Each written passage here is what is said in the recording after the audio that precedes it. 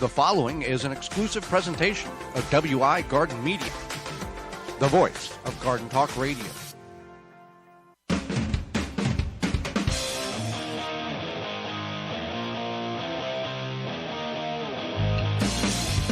Coming up on the program today, we're going to discuss growing indoors over winter, as well as small engine end-of-season maintenance.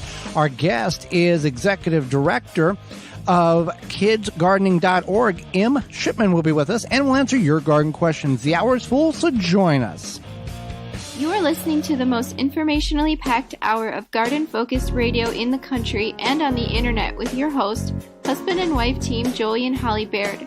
This is the Gardening with Joey and Holly radio show. And welcome to the Gardening with Joey and Holly radio show. Happy you've allowed us to get part of your day and join us talking gardening and all things in between. I'm your host, Joey Baird. Beside me is my wife, co-host, best friend, and gardening partner, Holly Baird. This program is for you, about you, to help your garden grow better, to maintain your landscape, grow healthier trees, make your grass look greener, as well as preserving what you grow.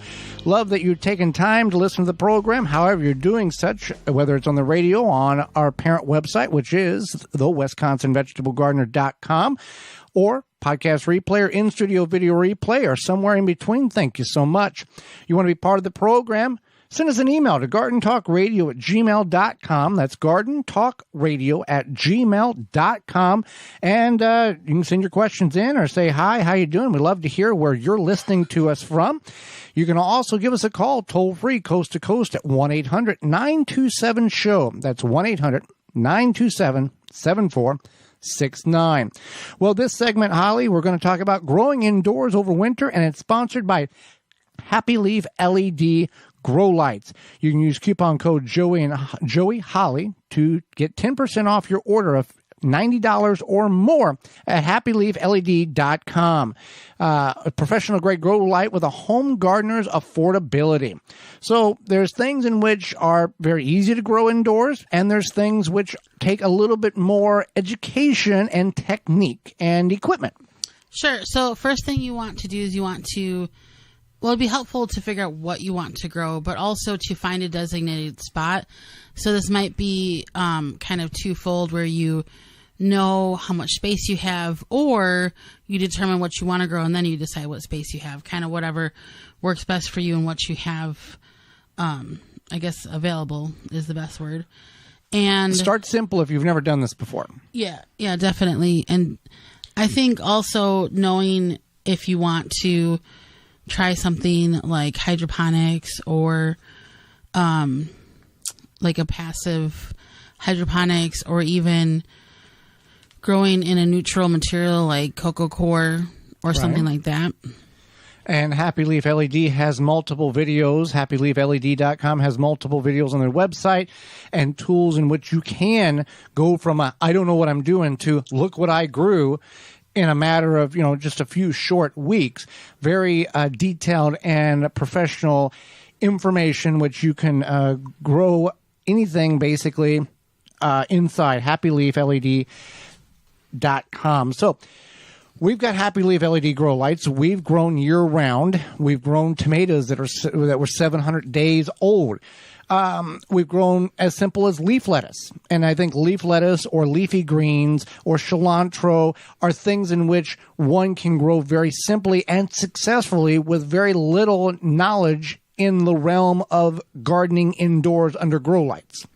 Absolutely. And some of those, even if maybe you want to use a grow light, but you also want to use a window or something like that, you can definitely grow like herbs, microgreens. Those can be grown by a window that gets some decent sunlight, like a south-facing window or even an east or west window. And the advantage to growing herbs indoors, whether using the Happy Leaf LED or that south-facing window, is you can have them year-round, and they don't require, full blazing 12 hours of sunlight. They can get away with minimal amount of sunlight and still do very well. We've had herbs grow in our south-facing window, hanging baskets, sage, and basil for years.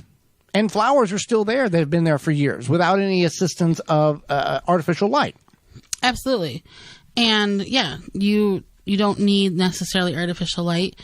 I think another thing is that you want to do your research, and I don't know if a lot of people always do this. They might impulsively buy an herb kit or something like that at the store, or even gifted something like that. And maybe it's herbs that are harder to grow or grow. I think they're kind of gimmicky. Yeah, grow differently, because rosemary takes a while. Up to 30 days to get them things to germinate. And then something like cilantro will grow pretty quickly. You can grow that in a party cup. You go to our parent website, thewisconsinvegetablegardener.com, and in the search bar put growing cilantro year-round. We've got a video in which you can do it in party cups, in succession, and in your window. And you can have cilantro all year round. It doesn't matter where you're at. Right. Yep. That's exactly correct. So let's talk about some of the things that may be a little more difficult. Now, people, your mileage will vary based on how much, there's YouTube videos, good ones and bad ones, in regards to, hey, I want to grow this. Is it feasible? Is it worth my time? Is the reward, what's the end result? Am I just wanting to know that I grew a cucumber indoors, or am I wanting to grow a lot of something in order to have it used in a meal or meals? Because you've got to figure out what kind of effort input do you want to put into it, expecting an export of that energy. Right. And we've grown a few things indoors, and some of them were very successful, and other ones were unnecessary, yep. And just kind of, I don't want to say gimmicky, because it's not like we bought a kit or something like that, but it wasn't a sustainable option if we weren't the gardeners that we are. If we were just regular home gardeners like you, I don't think we would have done that, and that's okay. So one thing that we did grow was Tiny Tim tomatoes for 2 years, 700 days plus. Yeah, and that's not a really difficult plant to grow. Keep it under grow lights. I think it was 12 on, 12 off, 10 on, 14 off, something like that. And they grew fine. And they would produce about every 30 days. You get them. We had 3 of them in 1 gallon grow bags from rootmaker.com. And they would produce about half of a cereal bowl full of tomatoes every month. And it worked really, really well. I don't think that's a difficult thing to grow. Now, potatoes, peppers, green beans, now you're getting in the realm of more challenging. Growing peppers indoors, we have found, was just very difficult for reasons that we still have not figured out what we did wrong. Green beans, you have to have a lot in order to get some.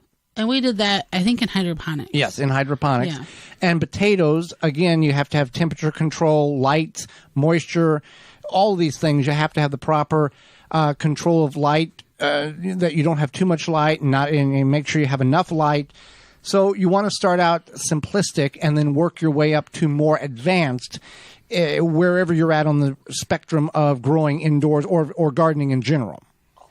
Exactly. And you want to just kind of, keep in mind that just because you saw it on a social media post, that it's not necessarily going to go that way for you. Now, I will say, Holly, and I'm not trying to push the product, but they're a sponsor, and we've used them for going on 10 years now, 13 years now. Happy Leaf revolutionized how we started seeds and how we grew things indoors, because of the technology and the spectrum of light in them.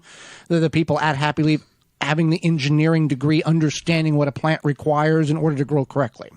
No, and I completely agree. There is a lot of science there, and it's proven science and tested science, and even just for us, the good science. Yeah, the good science.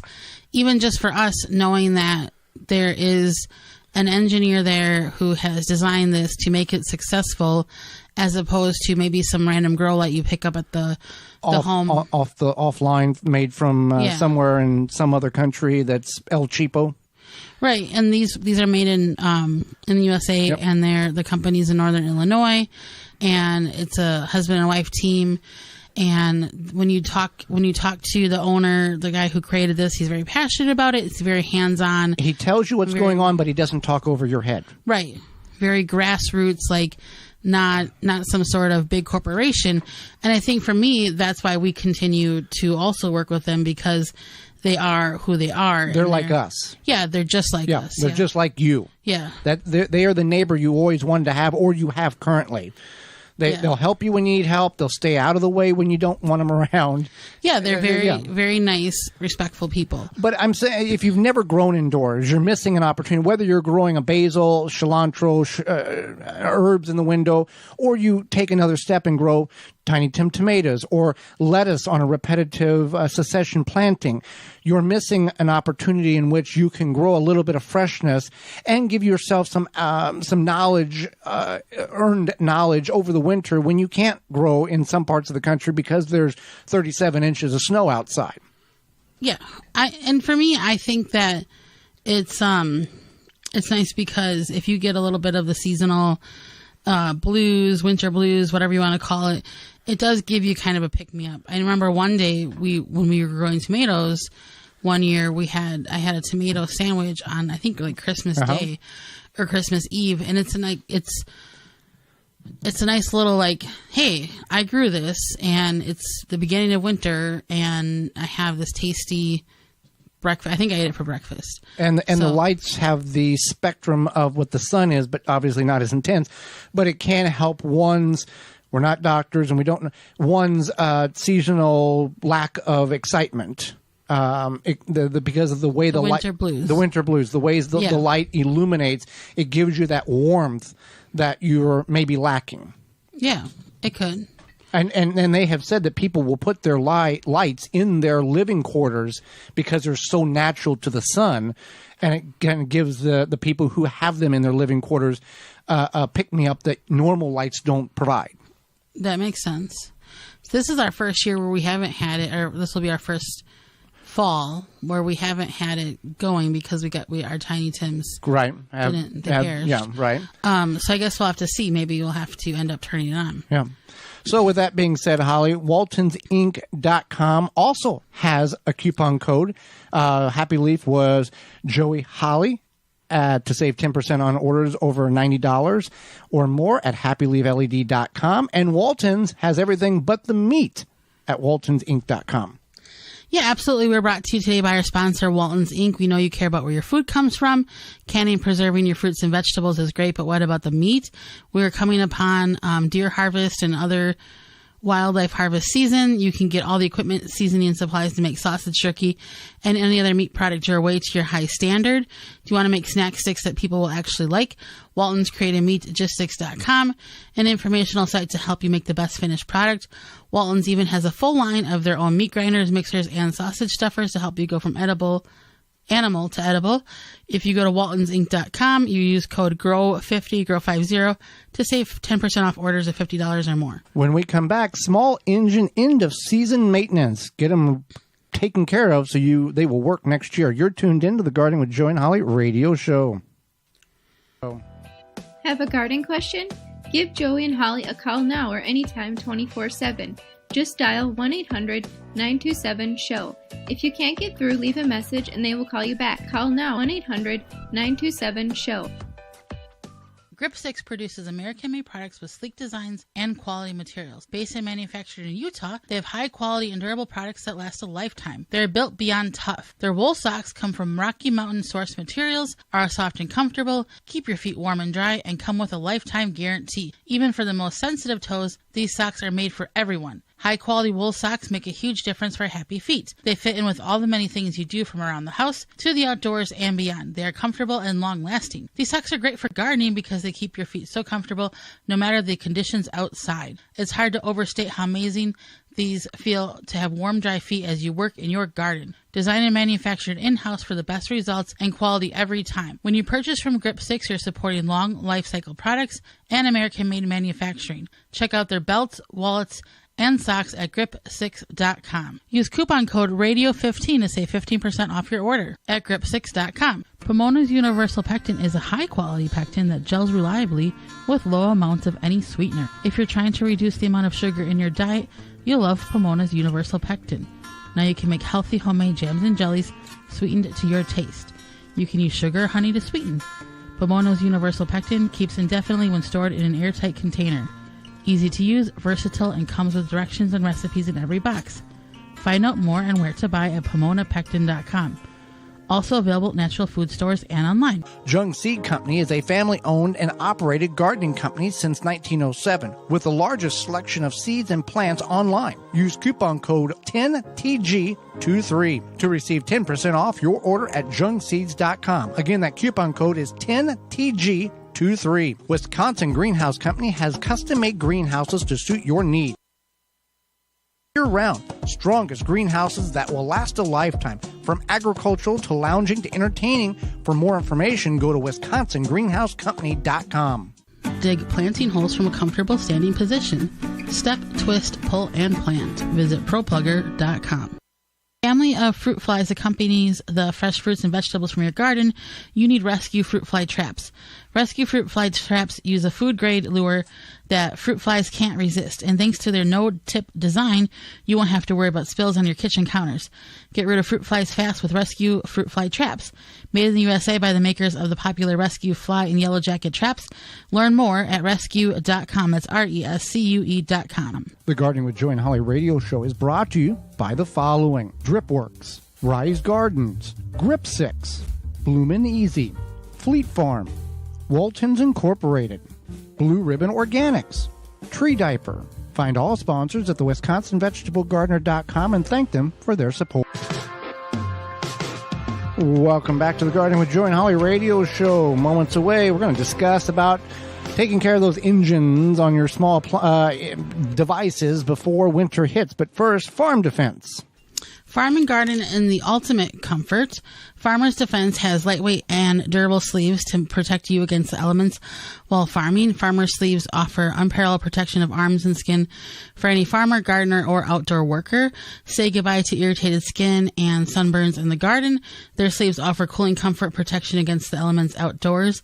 An alternative to thick clothing, Farmer's Defense is made of wicking material with UBF protection factor 50+ to protect you from allergens and scratches. To find all their great products and more, visit farmersdefense.com. So, as winter comes, you're going to have to take care of some of those small engines, whether it's a tiller, lawnmower, weed eater, or anything in between that you might be using, edger, in order to keep them healthy and happy all winter long so they will work for you in the spring. And there's some ways in which we can do this. Right. So when we're talking about the small engine things, we're talking about things like weed eaters, chainsaws, lawnmowers, even a possibly snowblower.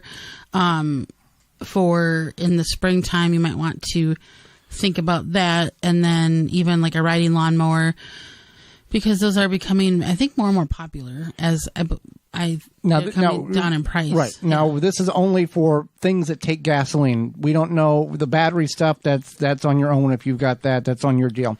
I think you just unplug it. Well, they're not plugged anyway. That's why they're battery.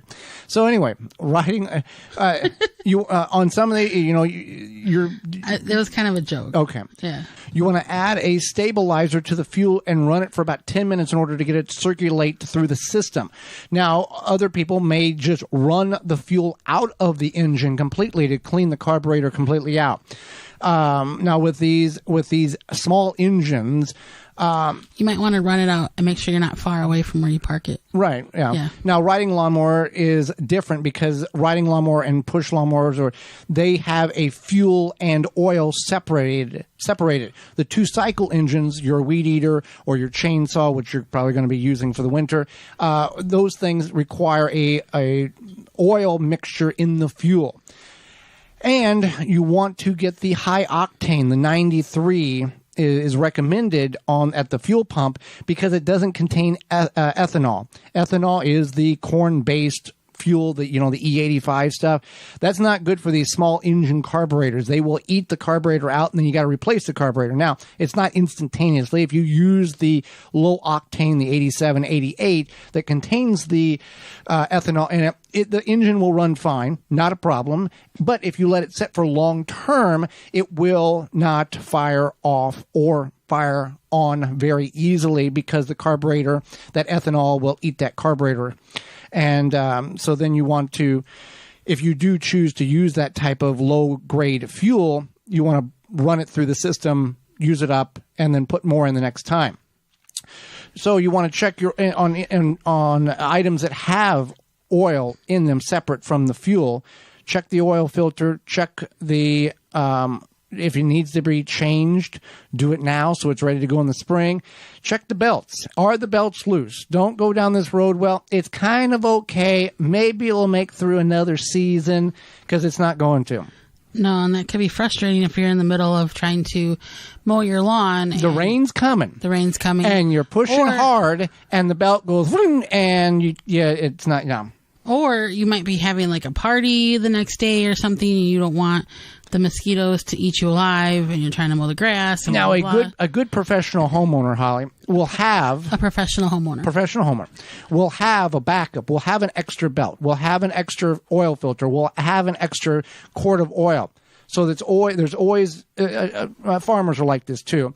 That if you need, have a certain belt for a tractor, you've got 2 extra. You always have 2 extra, no matter what. You always have 2 of everything, because when one goes bad, then you put that extra on, then you still got an extra, then you got to remember to get an extra for the extra. I have like backup shampoo and stuff. Okay. Yeah. I don't think that's quite the same. I'm just saying. If you run out of shampoo, that doesn't prevent you from getting the field cut from hay or harvest or the grass cut. I like to have, clean hair.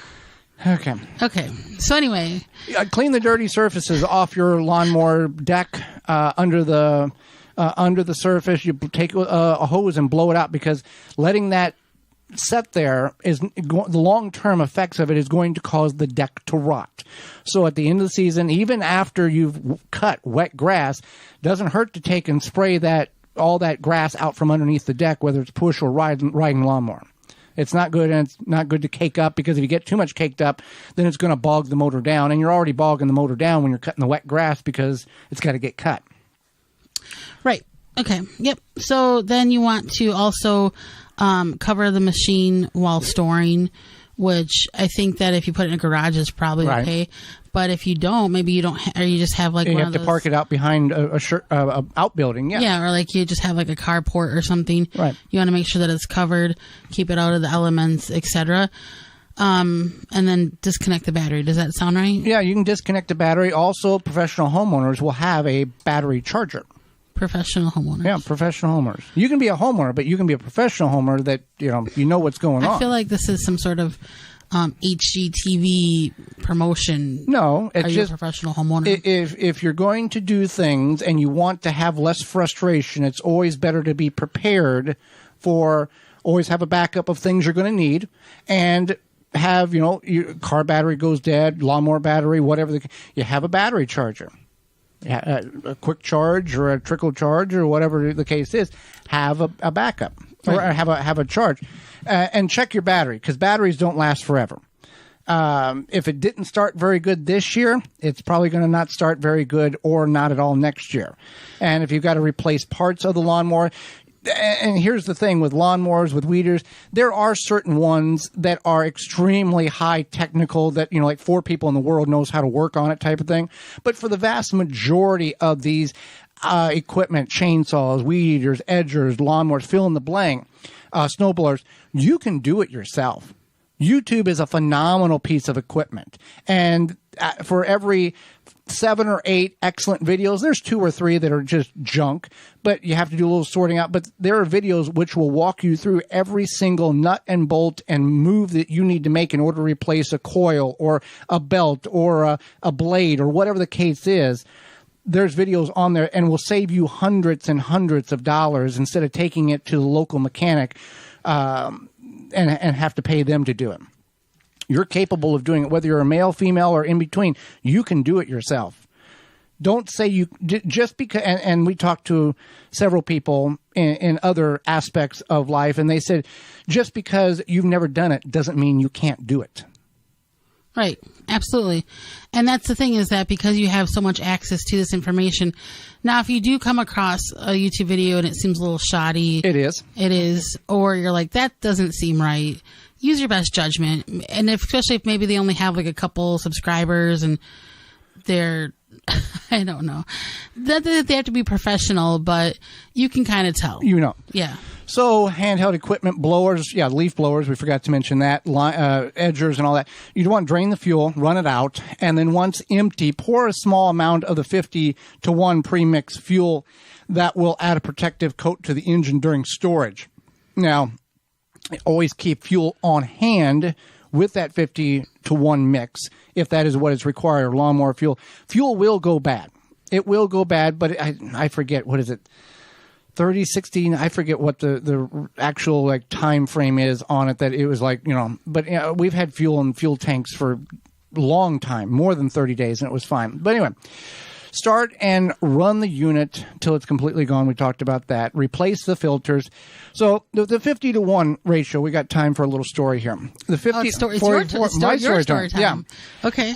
So 50-to-1, it's you get the little bottle, and it's one of the little bottles for one. So you knew what this was? Yes. Okay. With the chainsaw we've got, you got a mixture and the weed eater and all that stuff. So there's larger bottles that are for 2.5 gallons, and the smaller bottles are for 1 gallon. You mix the oil in, and then you put the gas in, and that's the mixture, because these engines don't have a separate oil capacity. It's a mixture of fuel, and that's how that's how it lubricates the engine. So I guess it was sophomore year in algebra half, and the teacher said, now what if you have he gave some equation of, you have a 2.5 gallon fuel can and you have a little bottle of the 50-to-1. What is the ratio to do that? And I said, well, just get a 1 gallon jug and the small thing, and you can do it very simply. That was not the answer.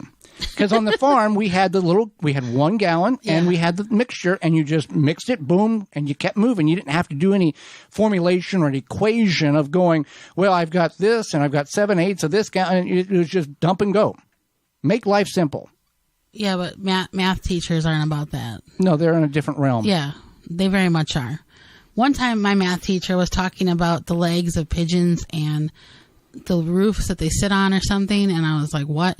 Okay, so anyway. Yeah. Spark plugs. You really don't need to change the spark plug, but about every 100 hours is a good indication that you just want to, take it out, see if you got engine problems, you're going to notice an excessive amount of oil on your spark plug. If you're having foul plugs, if things are not going well, that's an indication that something's going on, and that you might be more internal than what you think. But yes, regular maintenance on that is a good thing. Yep, and then just anything like if it needs an air filter. You can blow the air filters out of some of these, but if it gets to the point where it's been multiple years and the white is like brown because there's so much dirt impregnated into the filter that is not removable, that's choking the air to the engine, and you're losing horsepower and you're burning excess fuel in order to get the machine to do what it needs to do. Right, but just things like that, like you mentioned, the belts, the air filters, etc. And a clean engine, clean chainsaw, weed eater, motor, going to work a lot better. Absolutely. And it's safer too. Yes. Because you're not fighting the dirt. You don't need to get jammed up or something. Right. Yeah. Right. Yeah. So that being said, you just keep in mind, if you got questions, you can certainly email us at gardentalkradio@gmail.com, or you can do you can go to the World Wide Web and go to that YouTube, and there's a lot of wonderful information on that, in which can save you, again, hundreds of dollars. Take it in the garage, in the shed. If your wife's not around, put it in the dining room floor, take it apart, and get it. Maybe the wife would like that. Maybe the wife would take it apart. Maybe the wife will help you. Yeah. Yeah. Ask nicely, please. Yeah. Don't be hating on the wives. There are some of them that don't want nothing to do with that. No, that's true. Yeah. But there's also some husbands that don't want nothing to do with that either. Yeah. Yeah. So there you go. You be good. Yeah. All right. Well, also, who is good? Phylum Bioproducts, Holly. Yeah, just because it's fall, we don't want to forget about our yards and those Japanese beetles. They may be gone, but they're not far. Not only did they feast on your roses and berries this summer, they laid eggs on your turf so they can start again next year.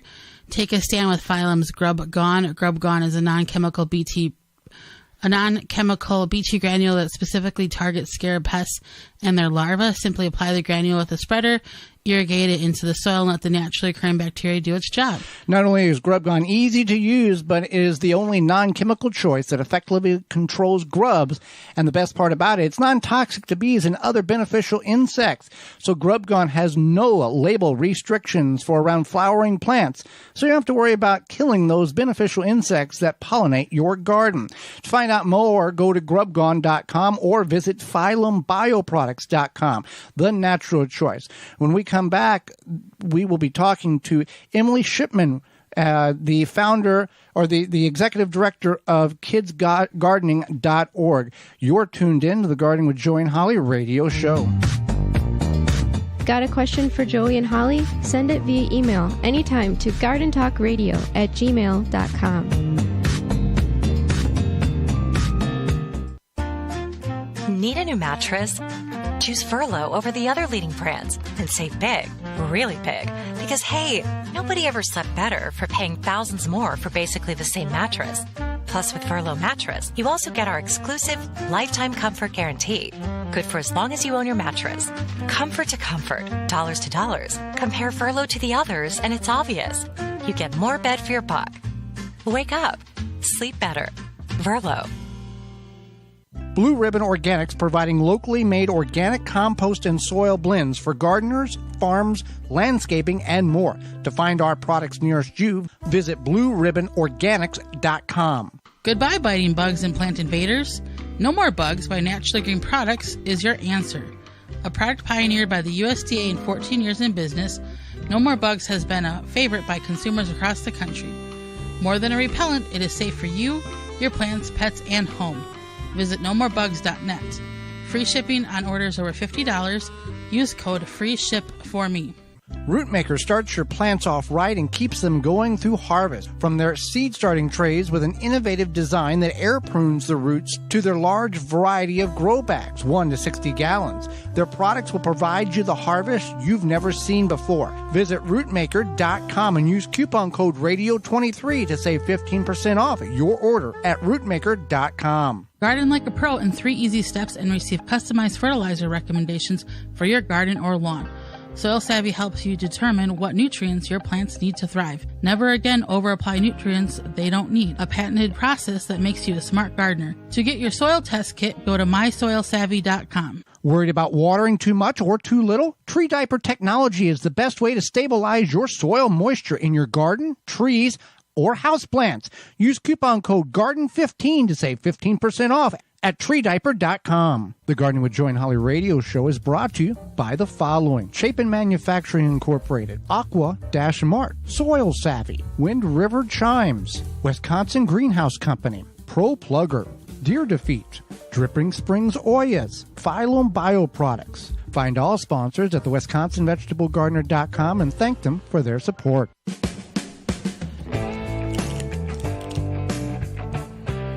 Rise Gardens is a revolutionary hydroponic gardening system for your home.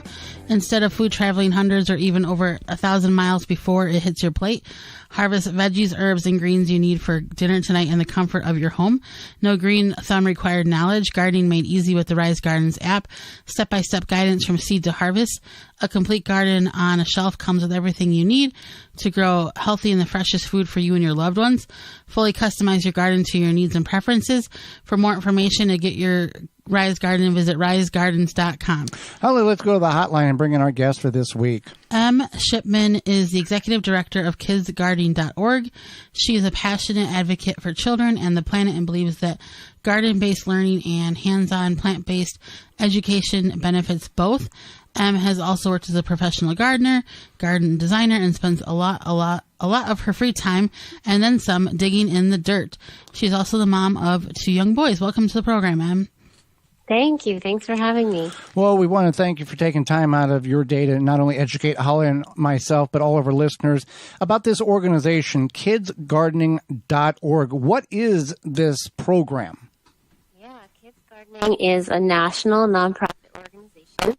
We were founded in 1982, so we have been around for 40 plus years, and we support garden-based learning. And what that means is we're working to ensure that all kids across the United States have the opportunity to learn through the garden. So we offer small grants to schools and community organizations to put in gardens for youth as learning spaces.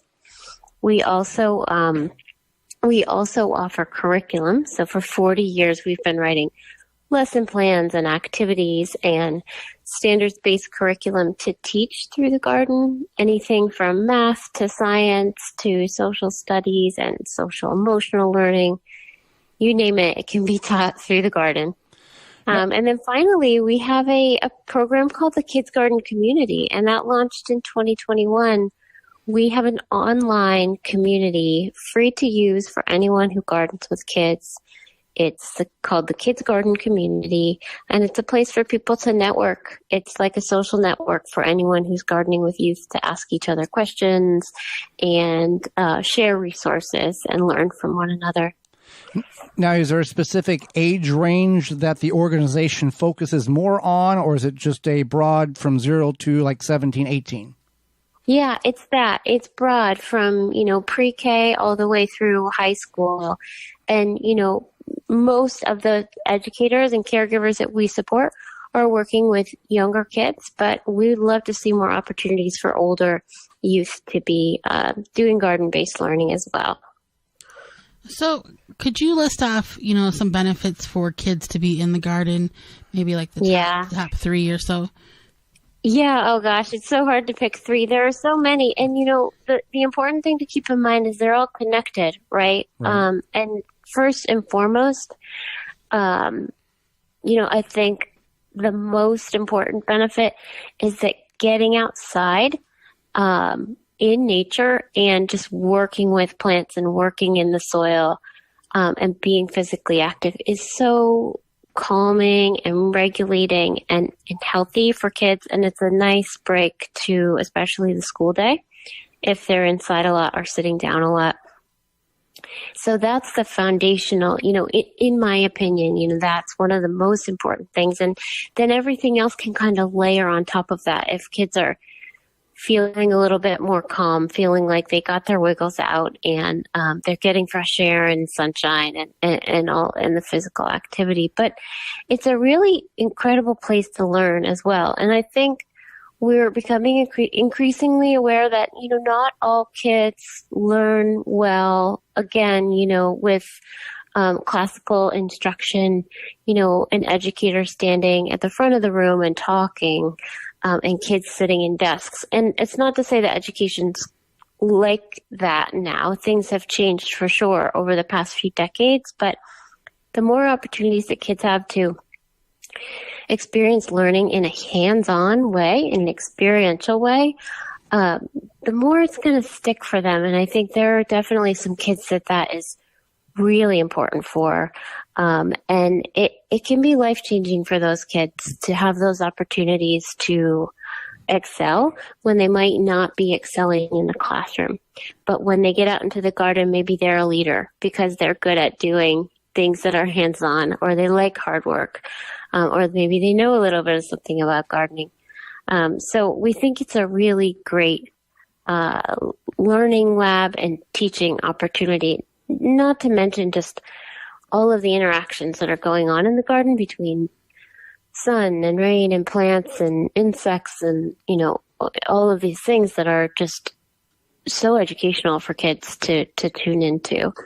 So I would say those are the top 2. They encompass a lot. It's really a good space for people also to just learn about healthy food, learn about where food comes from, learn about the food system, and just, think a little bit more about our food and what we put into our bodies and the impacts of, the practices that we choose to use in growing our food. So it's a really great starting point, I think, for a lot of kids in thinking about how they want to eat as they grow older, both for their bodies and for the planet. So what are some challenges people may face when getting their kids in the garden? Would screen time be one of those words that we have a challenge to pull them away from? Yeah, I think when we're, when it's parents saying like, oh, hey, you want to come help me weed the garden versus, playing Minecraft. Yeah, it's a challenge. And that's, one of the things that we've done at Kids Gardening is to create all kinds of fun activities that you can do with kids in the garden that don't feel like work. And they don't even necessarily probably feel like you're learning something. You're just having fun and the learning happens. So lots of fun activities that are easy to access that people can do with kids just to get them started. And I've noticed with my own kids, I think just exposure over time, they want to go out into the garden now. But when they were younger and they hadn't done it as much, they weren't as eager, and it took a little bit more convincing. I do think too, weather can be challenging for kids if it's very hot or if it's raining, those extremes. And we can do things with kids that are gardening activities that maybe aren't out in the extreme heat, or we can wait until the evening or the morning. And then, another barrier when we're talking about schools and community organizations gardening with youth is, I think, having the time and then having the budget to actually have the garden itself. So, Kids Gardening is here to offer grants to anyone who's interested in trying to build a garden program for youth. And there are a lot of grants out there, and we actually have a place within the Kids Garden community where we have a list collected of all of the grants that are out there for folks who are gardening with youth. And then the time challenge that I mentioned, that's one that I don't have an answer to. It's harder than ever at schools to get time to do things that aren't aligned to teaching to standards and to the test, so to speak. So it takes some creativity from really passionate educators to find ways to teach to the standard through the garden, in order to be able to find the time to get kids out there. Because it can take a little bit more time to gather the kids, walk outside, regroup, explain the plan, do the gardening activity, and then clean up and come inside, rather than doing a lesson in the classroom. But it's well worth it. And the educators that we work with, not only are their kids enjoying themselves and learning more, but the teachers themselves like their jobs more. They're having fun. They're seeing kids really engaged, and they are enjoying their time in the garden. And I think that's important, because teaching is a really, really difficult profession.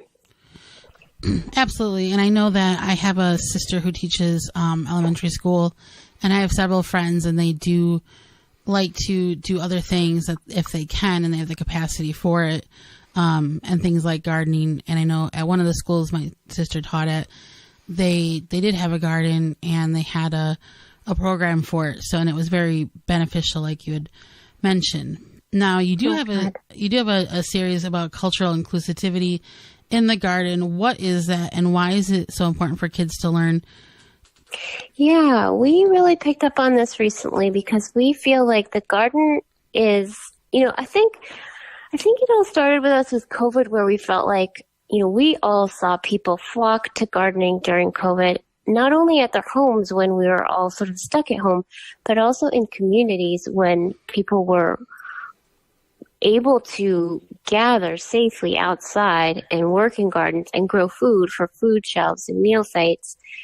And we've just seen over the years gardens as this incredible space for bringing people together.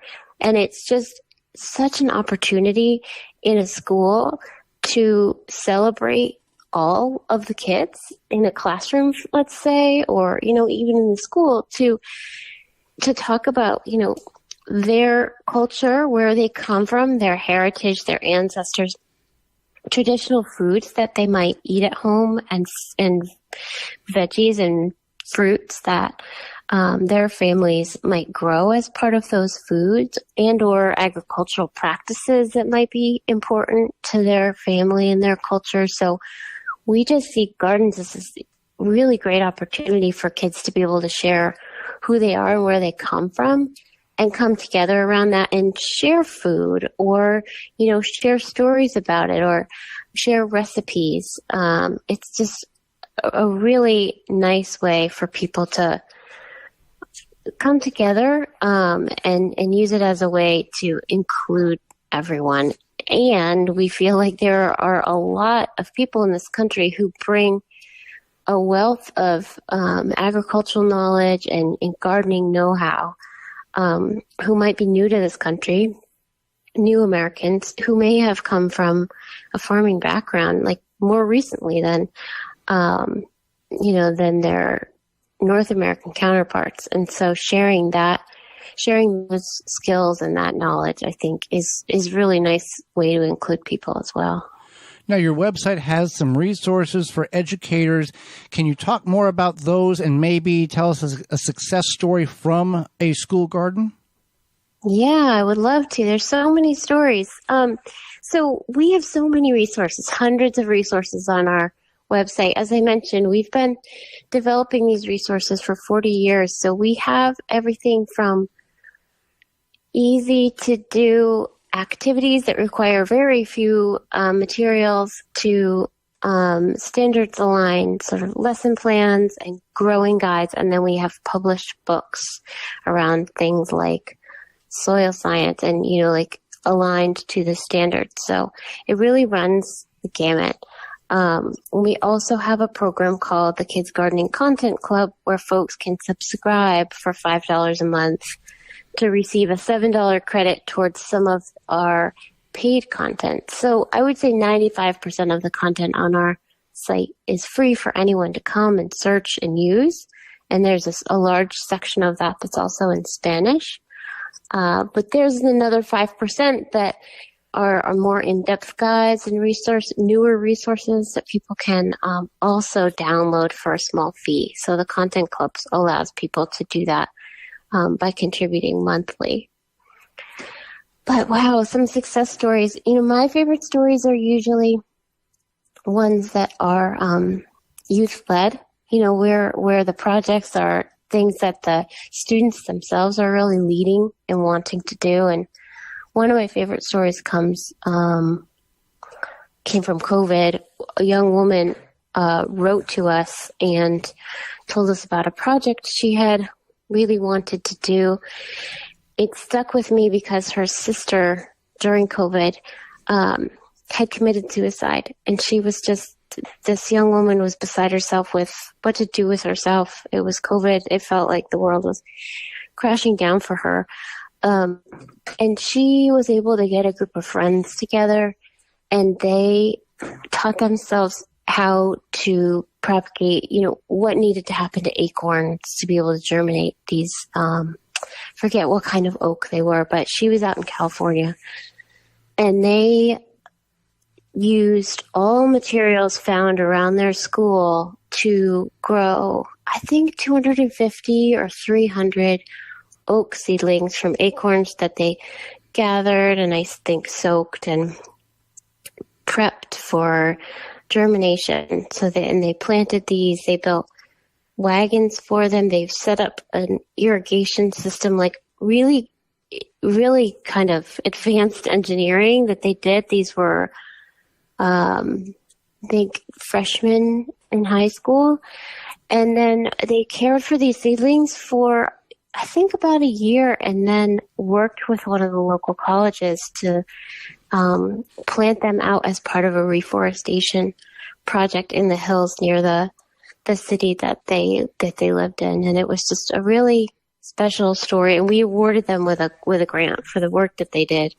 It just felt like a really special story of kids coming together and doing this all on their own with materials that they gathered just from around. Like, they were just really thrifty and really ingenious, and did it in a time of darkness for the young woman who was the leader, and really were planting trees to me and to a lot of people is, a really hopeful and optimistic thing to do.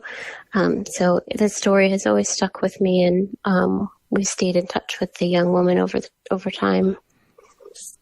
Well, it's probably one of hundreds and hundreds of stories that you could share with us, but the time is limited. How can people find out more about the programs, the website again, and other things there? Yeah, so come to kidsgardening.org, And we actually just opened up one of our grants today. It's called the Budding Botanist Grant. So that's open. This is actually the time of year when we're opening up our grant programs so people can apply to those grants to get funding to do their work. We also are a nonprofit, so we're funded by donations. So you can come to our website if you want to support our work. There's a donate button in the top right of the website. But again, it's kidsgardening.org. And if you want to follow us on social media, our handle almost everywhere is @kidsgardening.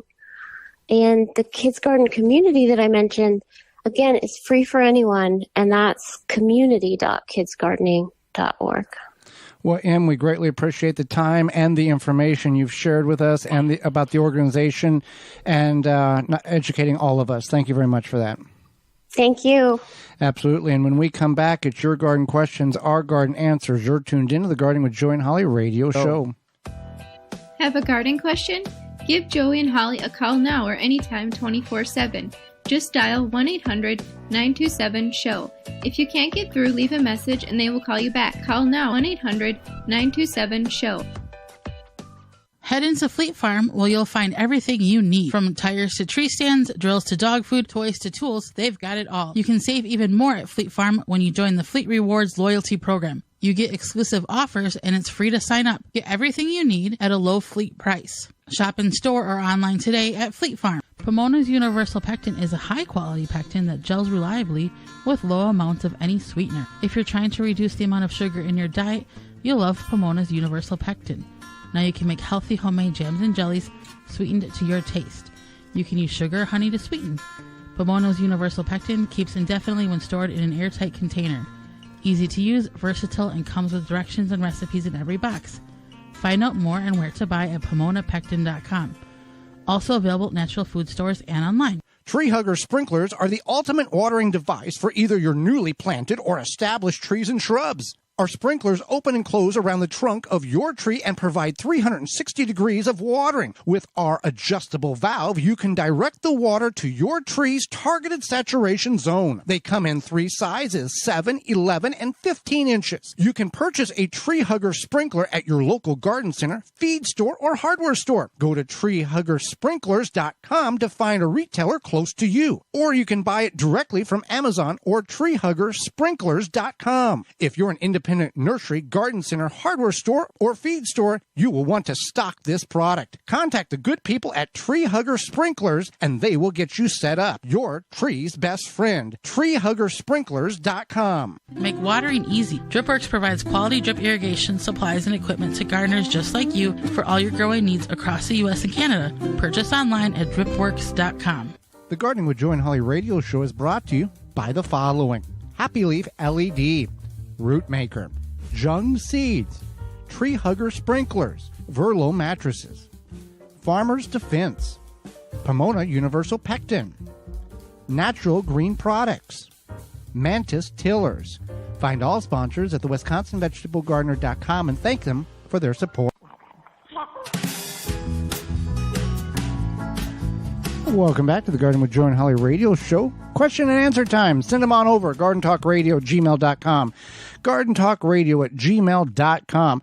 Or give us a call at 1-800-927-SHOW. That's 1-800-927-7469. This question is sponsored by Fleet Farm and FleetFarm.com. Can you take seeds from green tomatoes and save them?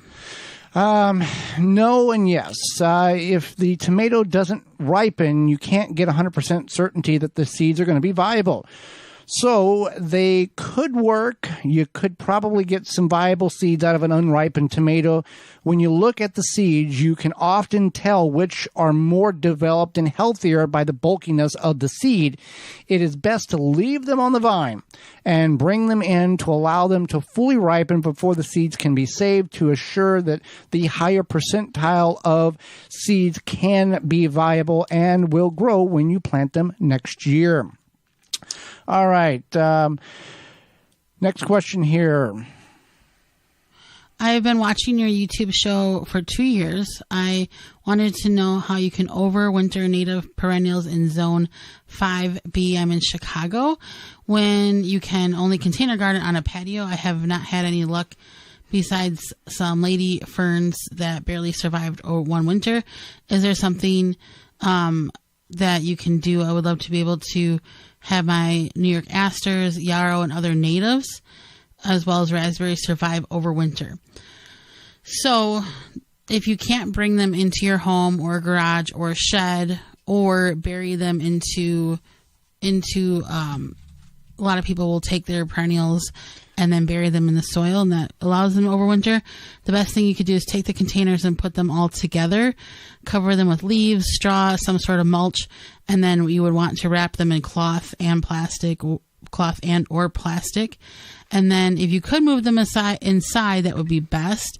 If you cannot, insulating them would be the best thing that you can do to help survive the winter. And you would water them well before you insulate them and cut back any growth.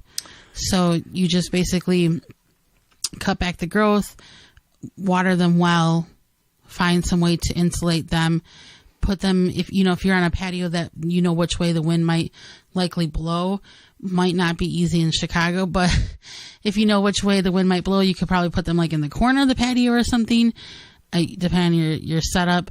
But if you can bring them inside and put them in their own little area, that would be most helpful. All right, now we go to the hotline. We've got a question here. Yes, every year I raise beautiful tomatoes. I usually use beefsteak tomatoes.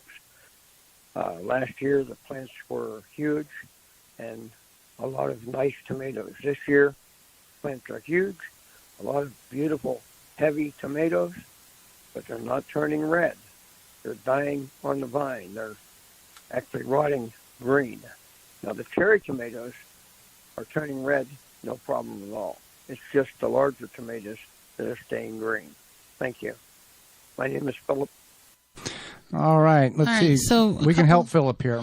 Yeah, we can help Philip. So one thing is if you're not watering enough, I don't think that's happening for Philip. He sounds like he's a responsible waterer. Tomato parent. So then the other problem is there's two different wilts that are fungal related. And so there's a fungal wilt disease, and then there's a tomato spotted wilt virus.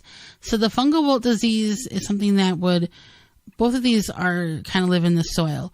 But the fungal wilt disease, you want to pull the tomatoes out and then you want to rotate the crop. So if you decide to grow tomatoes next year, you move that crop to a different place in your garden for 3 to 4 years, unfortunately. But that way, if you can also find disease-resistant varieties, that's helpful too. They're typically labeled VF, which stands for verticillium and fusarium wilt resistance, because this is a common problem, and it can continue to be a problem if you don't throw the plants away and move your plants. So you want to throw the plants away, remove your plants, rotate your crops out, and then look for a disease-resistant variety if you can find it. And then the same thing for the tomato spotted wilt virus.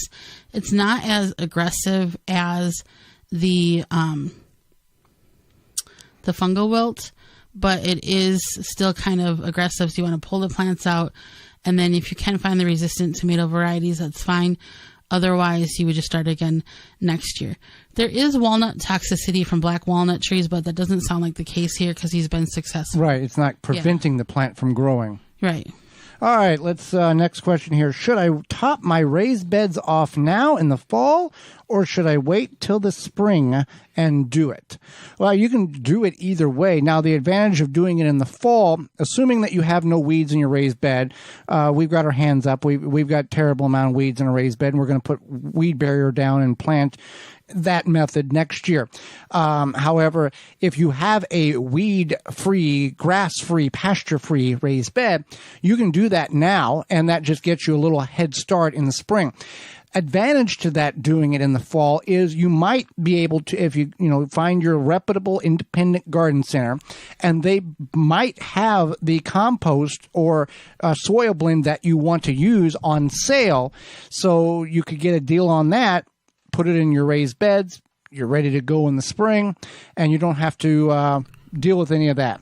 You can do it in the spring too. It's just there's going to be more of a rush for people getting that type of material. So you might be a little delayed on, hey, I need this. Well, we can't get that delivered until a week from Thursday. So if you want to get it and put it in a pile and you have somewhere safe to put it, you don't have to cover it, but that's also another option as well to have it if you can get the cost, the low cost of it now. Some may have it on sale, some may not. So with that being said, Holly, we are out of time, and we thank you for yours. Miss any portion of the program today, would like to revisit it, you can certainly do that by going to your favorite search engine and typing in the Gardening with Joy and Holly radio show. Or you can send us an email to gardentalkradio@gmail.com, and we will send you a link to the program. Tune in to the program next week, where we'll be talking about living walls indoors, as well as planting those fall mums. And our guest chicken expert, Lisa Steele, will be with us to discuss what you should be doing if you want to get chickens next spring on your property. So until next week, for Holly Baird, I'm Joy Baird, and we will see you in the garden.